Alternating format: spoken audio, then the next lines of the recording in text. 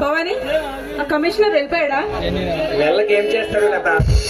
నన్ను అరెస్ట్ చేయడానికి అతని దగ్గర సరైన ఆధారాలు లేవుగా. భవాని, ఇంత తెలివైన వాడివి, నువ్వు చేస్తున్న పని తప్పని తెలుసు కూడా ఎందుకు ఈ పని చేస్తున్నావు? నా చిన్నతనం నుంచి అడిగింది లేదనకుండా నన్ను పెంచి పెద్ద చేసింది భైరవ్గానే. అతను ఏమి చేయమన్నా సరే నేను చేస్తాను.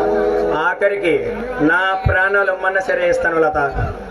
భవాని, ఇప్పటికైనా పెళ్లి చేసుకుని స్వేచ్ఛగా బ్రతకొచ్చు కదా? లత, స్వేచ్ఛగా బతకడం, మంచివాడు చెడ్డవాడిగా మారటం చాలా తేలిక. కానీ చెడ్డవాడు మంచివాడిగా మారటం చాలా కష్టం. వాడు మంచిగా మారినా సరే ఈ సమాజం వాడిని మంచివాడిగా బతకనవదు.